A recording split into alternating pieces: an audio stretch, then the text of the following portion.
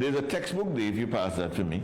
This textbook is called A World of Poetry. A World of Poetry for CSEC. Now you're telling me that this is a book that could not be donated to some community library, to, even if it is to say books of poetry are available for young people at the ministry, just come and claim one. This is a good book. It has all the poetry in it. What about this is bad? Why should this be on the dump? Why should parents be paying for things like this, where they could be easily getting them without having to compensate? For example, parents would have to pay if a student damages a book or anything. And yet they have books like this that they're throwing on the dump for the bulldozer to come and scrape up and bury. It is a crying shame, and somebody should be held accountable, no matter what statement has been put out.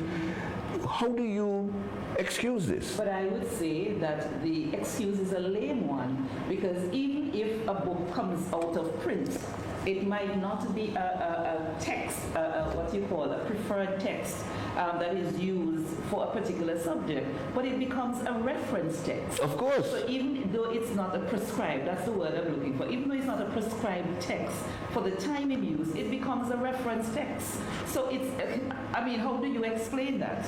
No, this one, a study and revision guide for CXC Caribbean history.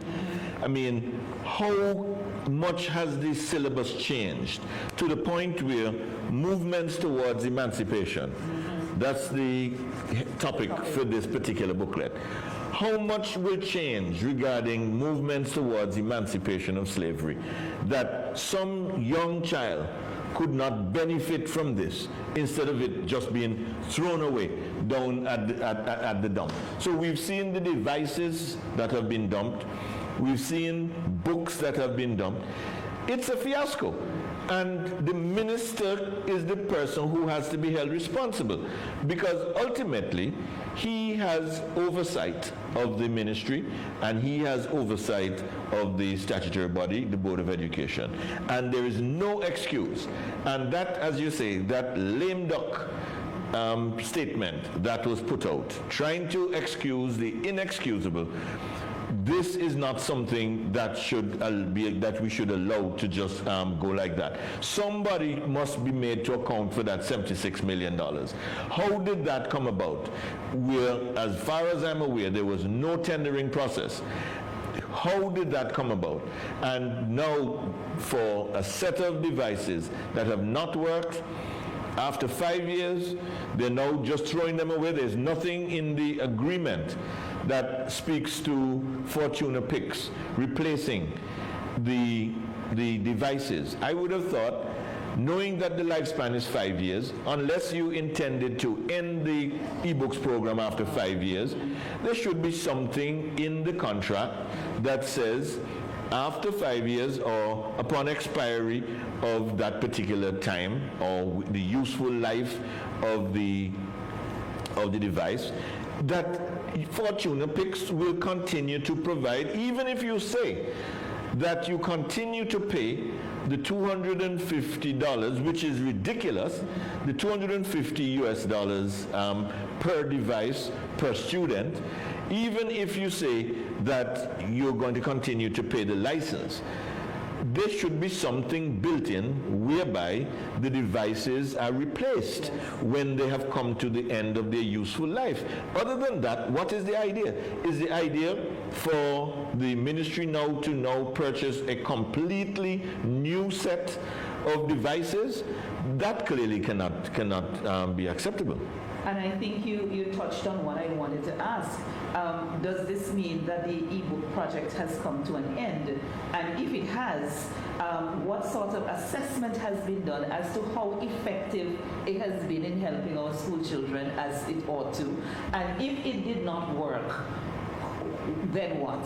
Exactly. In other words, what are the lessons? What are the lessons that they have learned? There has, other than the monies that was spent. Obviously, absolutely. I agree with you. Mm-hmm. And this is something that I must say, there must be a full investigation into this matter.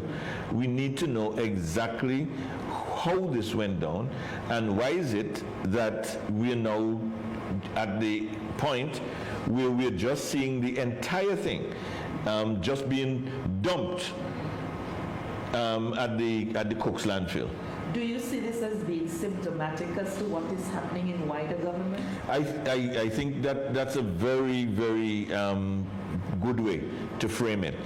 That as we approach the end of this failed experiment called the Labour Party government, led by Gaston Brown, everything seems to be going wrong for them. And here now we see this well-touted e-books program that was supposed to be one of their flagship programs.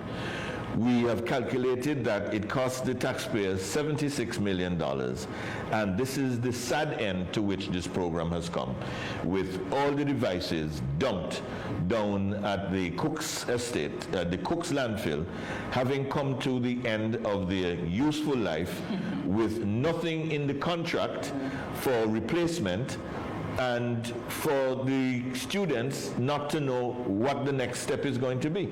So another step, another nail, I would say, another nail in the coffin of the Antigua Labour Party. Okay, and it is sad. It is really sad. And anyway, we can move on unless there's anything else you want. Well, no, I think that the work done by Brother George Wenner, I think that speaks for itself. I'm glad that the ministry responded. And in such good time. Because having responded, we now see what their explanation is, and their explanation just isn't good enough. And the Minister of Education must take responsibility for this.